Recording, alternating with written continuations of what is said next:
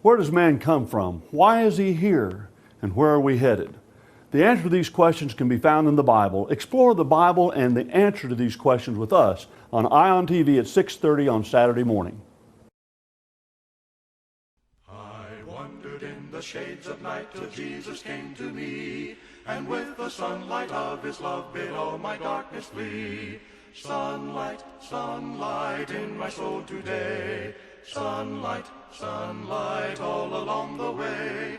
Since the Savior found me, took away my sin, I have had the sunlight of his love within. Hello, my name is David Baker, and I'm an evangelist. I partner with the Church of Christ that meets at 1551 East 8th Street in Mesa, Arizona. And we'd like to invite you to come to worship with us and study the Bible. Our meeting times are Sunday morning at 9:30, 10:30, Sunday evening at 6, and Wednesday evening at 7 o'clock. I may be reached by telephone at 480-898-3651. My email address is sonnybaker@cox.net. Our website address is cfcmesa.com. Welcome to another edition of Bible Truths. My name is Chris Menser, member of the 8th Street Church of Christ. This morning, if you would, open up your Bibles and turn to the very first book in the Old Testament, the very first book of the Bible, and that is Genesis, to the very first chapter, chapter 1, and we're going to look at a couple verses from the days of creation. Chapter 1 of the book of Genesis, verses 26 and 27. There is read, Then God said, Let us make man in our image, according to our likeness. Let them have dominion over the fish of the sea, over the birds of the air, and over the cattle, over all the earth, and over every creeping thing that creeps on the earth. So God created man in his own image. In the image of God he created him, male and female. He created them. A lot of times, though, people will take that verse, or that phrase, in our image, and reverse it. In other words, instead of having God say that he created man in his image, people will say they're creating God in their image. Now granted, nobody's going to openly admit that, but if you look at some of the examples that I'm going to present to you today, you'll understand what I'm talking about.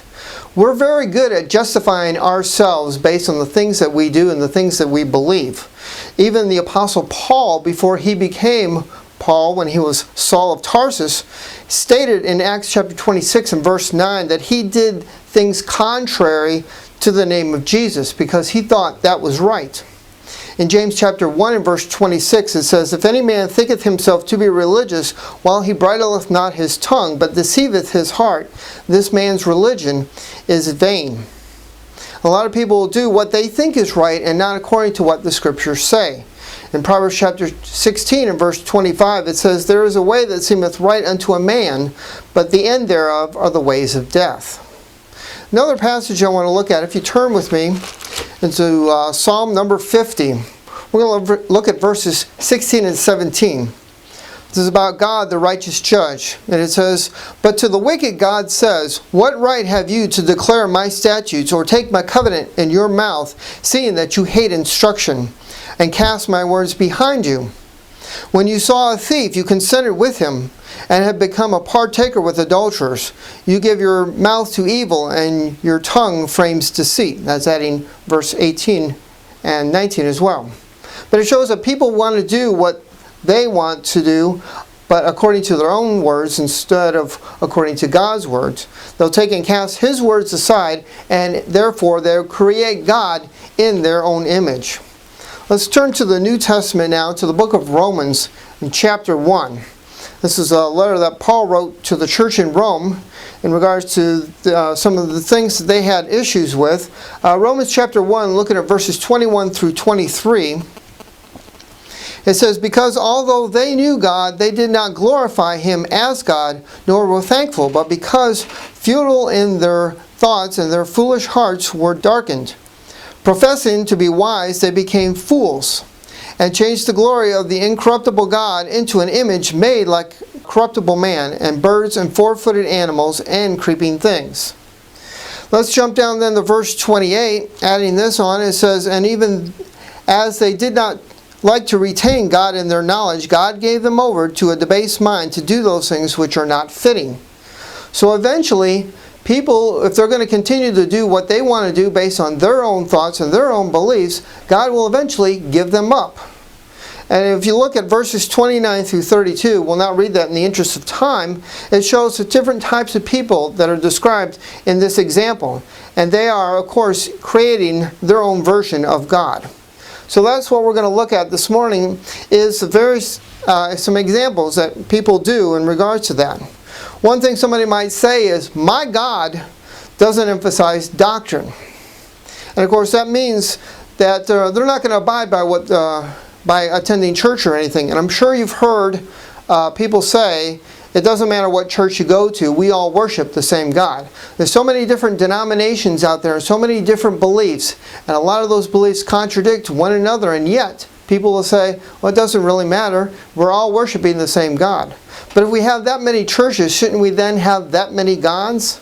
For example, in Matthew chapter 16 and verse 18, Jesus himself said, I will build my church, in terms of singular, not plural. Paul goes on to say in Ephesians chapter 4 and verse 5, he says, one Lord, one faith, one baptism. That means one faith is one set of beliefs for that one church. We don't need any more than that. Let's look a little more closer, a couple more verses. If you turn with me to 1 Corinthians chapter 1, looking at verse 10, Paul writes, Now I plead with you, brethren, by the name of our Lord Jesus, that all speak the same thing, and that there be no divisions among you, but that you be perfectly joined together in the same mind and in the same judgment.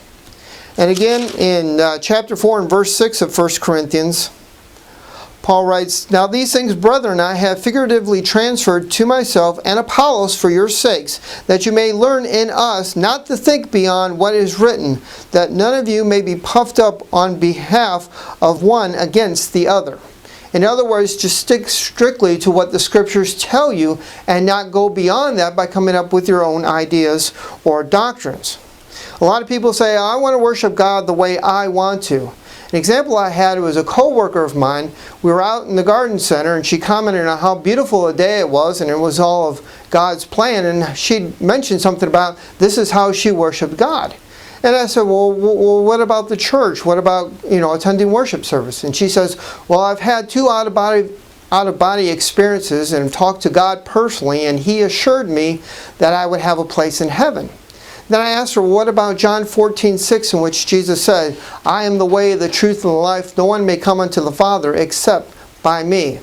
Her answer to that was basically to turn her back on me and state that our conversation was over. But that's the problem that a lot of people have in regards to following what religion is. They think that because we have churches that it's too much of an organized religion. But if you turn with me to John chapter 4, we'll look at verses 23 and 24, and this is what Jesus has to say. It says, But the hour is coming, and now is, when true worshipers will worship the Father in spirit and truth, for the God is seeking such to worship Him. Verse 24 now, God is spirit, and those who worship Him must worship in spirit and truth. Another passage to look at, one of my favorites, is Matthew chapter 7. Look at verses 21 through 23. It says, Not everyone who saith unto me, Lord, Lord, shall enter the kingdom of heaven, but he who does the will of the Father in heaven. Many will say to me in that day, Lord, Lord, have we not prophesied in your name, cast out demons in your name, and done many mighty wonders in your name? And then I will declare to them, I never knew you. Depart from me, ye who practice lawlessness. All too often people will do everything that they can for the good of religion, for the good of God. Give Him all the praise, the honor, and the glory. And yet Jesus will tell them on the day of judgment, I never knew you, because they did not do the will of the Father. Another example, let's go to John chapter 7. Look at verses 16 through 18. And this, I think, is a key point in what Jesus is talking about in regards to doctrine. It says, Jesus answered and said to them, My doctrine is not mine, but His who sent me. If anyone wills to do His will, he shall know concerning the doctrine, whether it is from God or whether speak on my own authority. He who speaks from himself seeks his own glory, but he who seeks the glory of the one who sent him is true, and no unrighteousness is in him. Even Jesus, when he came down to earth to speak to us, he was not speaking from his own words, but the words that God gave him. Finally, in 2 John verse 9, it says, "Whosoever goeth onward and abideth not in the teaching of Christ hath not God. He that abideth in his teaching, the same hath both the Father and the Son." Now, another example I want to look at is that of the use of instruments in worship. I'm sure a lot of people, you've gone to different congregations and you've seen a piano in the corner, or maybe heard an organ or guitars or even an entire band. A lot of people say, "My God has blessed me with the talent of playing the piano or playing a guitar," and to be worthless or useless not to use that talent in the worship. Well, we could go so far as to say, what about people who do welding for a living? What about welders for Jesus? What about cowboys who do rodeos, bucking broncos for Jesus? Wouldn't that be along the same lines? Well, of course, that sounds ridiculous, but it's the same thing. Sure, God appreciates the music, but it goes by what we're supposed to do according to the Scriptures, not what we want to do. Perfect example of this can be found in 1 Kings chapter 12, and an individual by the name of Jeroboam. And he did what he thought was right in order to keep the people in the area where he was, as opposed to going up to Jerusalem where Rehoboam was. And he did so by erecting 2 golden calves, one in the city of Dan and the other in the city of Bethel. And he then gone and chose priests, but they were not of the tribe of Levi, which you were supposed to strictly get priests from according to the law. And he even gave a feast day, which was not according to the law. And all these things that he did, he thought he did was purpose in his own heart. He thought was right. And it turned out to be wrong, because that's not what God wanted. But according to the new law, the law of Christ, God commands us to sing. Yes, it is written under the old law that they were commanded to use instruments, but also under the old law they were commanded to do animal sacrifices, and if a person sins, they were to be taken out and stoned to death. Should we do the same today? If we're going to bring in instruments of music, we might as well do animal sacrifice and stone people to death if they commit sin.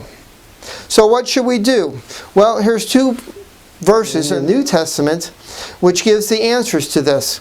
In Ephesians chapter 5 and verse 19, the Apostle Paul says, "Speaking to one another in psalms and hymns and spiritual songs, singing and making melody with your heart to the Lord."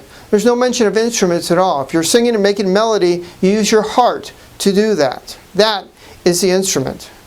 In Colossians chapter 3 and verse 16, again, the Apostle Paul writes, "Let the word of Christ dwell in you richly, in all wisdom, teaching and admonishing one another with psalms and hymns and spiritual songs, singing with grace in your hearts unto God."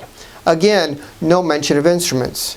And as we stated from John chapter 4, verses 23 and 24, if we're going to worship God, we do it in spirit and truth. And we do what God wants, not what we want. Another example people use is they'll say, like, "Well, my God doesn't want me to give up the fun things of life." And of course, their idea of fun things are like drinking alcohol, gambling, dancing, living together, cohabiting, or even just fornication. And the perfect example that Paul wrote to Timothy in 2 Timothy chapter 3 and verse 4 in regards to these individuals, he says, "They are lovers of pleasure rather than lovers of God." But it's not to say that we are boring individuals because we are Christians and we don't do these examples. As a matter of fact, on another occasion, I had an opportunity to talk to a co-worker about these things. That, no, we don't drink alcohol, we don't gamble, we don't dance. And she looked at me and she said, "Well, that's kind of boring." And I thought to myself, well, if it's being boring that I have to be in order to get into heaven, then boring I will be. But we can have fun, but do it in a godly way. The works of the flesh are listed in Galatians chapter 5, verses 19 through 21. In the interest of time, we'll not go through all those. You can look at those yourself. But let's look specifically at verse 21, if you the latter half of it, which says, "Even as I did forewarn you," this is the Apostle Paul writing, "that they who practice such things shall not inherit the kingdom of God." So as I've stated before, if being boring is what's going to get me into heaven, then boring I will be. I'd rather go to heaven as a boring individual than to have a good time in a pleasure fleshly way and to spend eternity in hell. Now, a perfect example of such a thing is that of Mardi Gras. That's such a hypocritical idea. The time, of course, is around the spring. You've heard of Fat Tuesday or Shrove Tuesday, based on your beliefs, and they basically celebrate the flesh. They do all those examples that I give them: drink alcohol, gamble, dance, fornicate, whatever. And yet the next day, called Ash Wednesday, which starts the season of Lent, they then celebrate the Spirit. You can't really do one just so you can do the other. You have to be of the same mind. Let's look at Colossians chapter 3 and verse 5 in regards to this. It says, "Put therefore to death your members which are upon the earth." And how do we go about doing that? Well, let's back up to the first 3 verses of chapter 3. It says, "If then you are raised with Christ, seek those things which are above, where Christ is sitting at the right hand of God. Set your mind on things above, not on things on the earth. For you died, and your life is hidden with Christ in God. When Christ, who is our life, appears, then you will also appear with him in glory." And then, of course, jumping down to verse 6, it talks about the wrath of God for the sons of disobedience who do such things. But we're told then in verses 9 and 10 to put off the old man of sin and then put on the new man, which is renewed in knowledge according to the image of him who created him. In other words, in the image of God. Another example people might say is, well, my God won't send people to hell. But then, of course, they'll change that and say, well, my God won't send good people to hell. Because I'm sure if you were to bring up names like Osama bin Laden, Saddam Hussein, even Adolf Hitler, they'll say, yeah, well, those guys were pretty bad and they're going to go to hell. But good, decent, moral people, such as my grandmother, who opens her Bible every single morning and reads from it, who will attend worship services. They're individuals who never did such wrong. I'm sure they'll be good and they'll go to heaven. But in Romans chapter 3 and verse 10, the Apostle Paul writes, "There is no one good, no, not one." God sends sinners to hell. Now let's look at a passage in John chapter 3. Now everybody should be familiar with John 3:16. I'm sure it's quoted time and time again. Let's go ahead and read verse 16. We're going to add 17 to it because they go together making one passage. In John chapter 3 verse 16 it says, "For God so loved the world that he gave his only begotten Son, that whosoever believeth on him should not perish but have everlasting life." Now verse 17, "For God did not send his Son into the world to condemn the world, but that the world through him might be saved." But people then take and compare themselves with others by saying, well, I'm not as bad of a sinner as this guy over here who lives next to me. He is a womanizer, he gambles, he drinks, gets drunk, he hits his wife, he hits his kid, and we're absolutely sure he's going to go to hell, but because I'm not that kind of individual, I'm not going to go to hell. But let's look at an example in regards to this. And yes, there's an example for that as well. 2 Corinthians chapter 10, looking at verse 12, it says, "For we dare not class ourselves or compare ourselves with those who commend themselves by measuring themselves by themselves or comparing themselves among themselves are not wise." In other words, instead of taking your time to compare yourself with your next door neighbor, because you're going to go out of your way to compare yourself with somebody who is of a worse way. Instead, you use the scriptures as the standard, what God wants you to be. A lot of people say, well, I'm better than him, so I get to go. But Romans 3 and 23, the Apostle Paul writes, "All have sinned and fall short of the glory of God." That first word is all. That means everybody. Everybody in the world. Myself, preachers, teachers, whatever. Everybody has sinned and they've fallen short of the glory of God. The Bible does indeed define what is considered good. If you turn with me to the book of Hebrews chapter 13, and looking at verses 20 and 21, it says there, "Now may the God of peace, who brought up our Lord Jesus from the dead, that great shepherd of the sheep, through the blood of the everlasting covenant, make you complete in every good work to do his will, working in you what is well-pleasing in his sight, through Jesus Christ, to whom be the glory forever and ever. Amen." This is how we go about being good according to what God has stated. Now, here's a couple examples of good people as stated in the Bible, and let's make a comparison as who do you think will go to heaven and who won't. First, we'll look at the rich young ruler. I'm sure it's a story you've been familiar with. If you look at Mark chapter 10, verses 17 through 22, again, in the interest of time, we'll not read the whole passage, but we notice that this man was considered a good man, a very religious man, because he knew all his commandments. He had done all the commandments that he knew. And yet Jesus told him he lacked one thing. He told him to sell all that you have and give that money to the poor, and then come follow me. And this individual, the rich young ruler, walked away sorrowful because he had a great many possessions and he would not sell any of it. The question is, would he get to go to heaven? I mean, he's a good man. He followed the rules. He followed the commandments. But does that mean he's going to go to heaven? And the answer is no, because he did not do the one thing that Jesus asked him to do. Another example we have is that of Cornelius in Acts chapter 10. Another man considered a good man, also religious. He prayed a lot. Yes, he was a Gentile as well. Yet, if he didn't hear the gospel, he would be lost in his sins.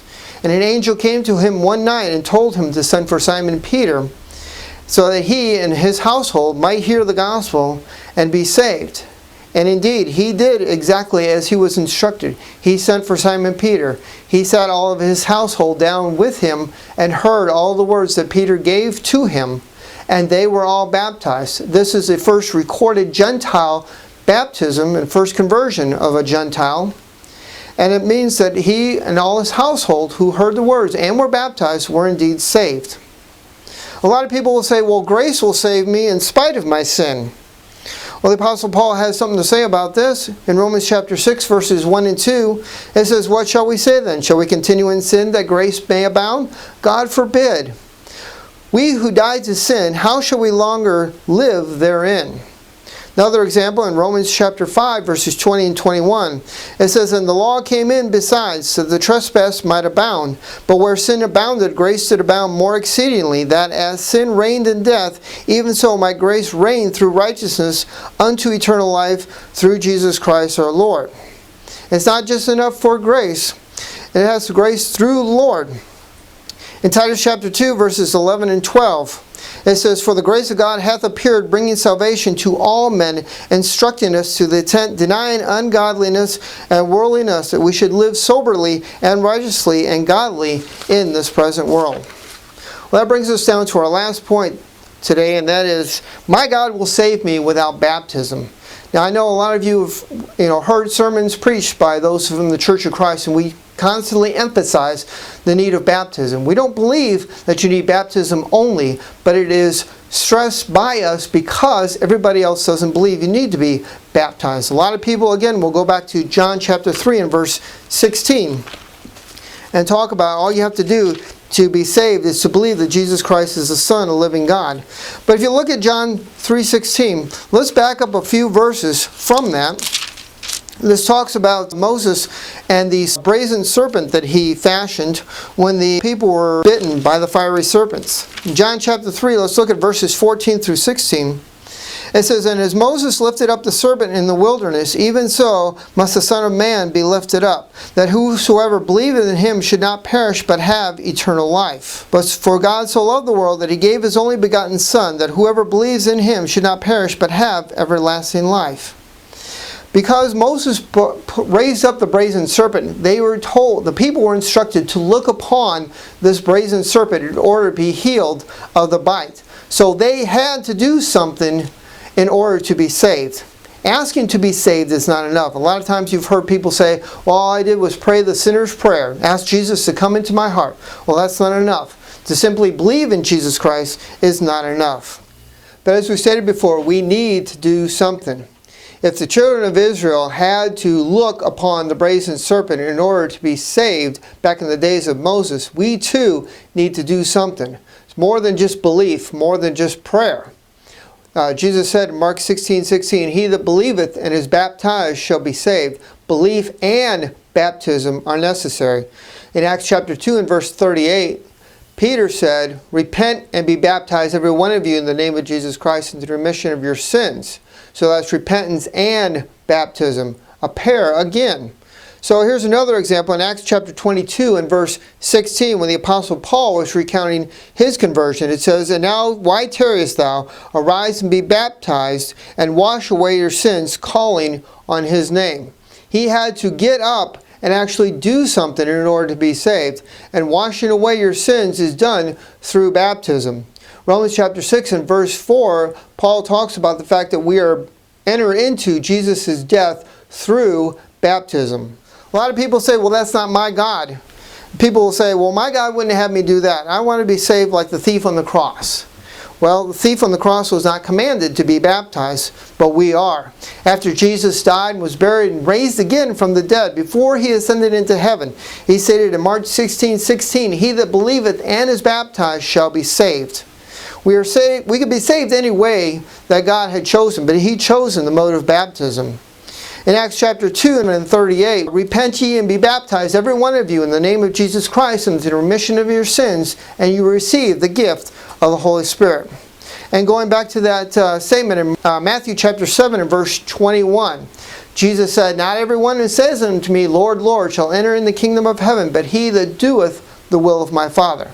Just simply accepting Jesus Christ as your personal Savior or just believing in him is not enough. We have to do the will of the Father. So in conclusion of our lesson today, let's look at three scripture passages before we end. In John chapter 14 and verse 15, Jesus says, "If you love me, you will keep my commandments." The commandments that are given to us by God, we are to respect and do according to his word. In 1 Peter chapter 4 and verse 11, it says, "If any man speaketh, speaking as it were oracles of God, is any man ministereth, ministering as of the strength which God supplieth, that in all things God may be glorified through Jesus Christ, who is the glory and the dominion forever and ever." And finally in Acts chapter 17 verses 30 and 31, it says, "There truly the time of ignorance God overlooked, but now commands all men everywhere to repent, because he has appointed a day on which he will judge the world in righteousness by the man whom he has ordained. He has given assurance of this all by raising him from the dead." So, in other words, God created us in his image, but we did not create him in our image. This has been another episode of Bible Truths. I wandered in the shades of night till Jesus came to me, and with the sunlight of his love bid all my darkness flee. Sunlight, sunlight in my soul today, sunlight, sunlight all along the way. Since the Savior found me, took away my sin, I have had the sunlight of his love within. Though clouds may gather in the sky and billows round me roll, however dark the world may be, I've sunlight in my soul. My name is David Baker, and I preach for the 8th Street Church of Christ in Mesa, Arizona. I hold in my hand the Bible. It's the Word of God. In the Bible, we find the answers to the great questions of life: where we came from, where we're headed, and why we're here. We'd like to explore these questions and the answers that you find in the Bible with you at 6:30 in the morning on ION TV. Please join us, won't you?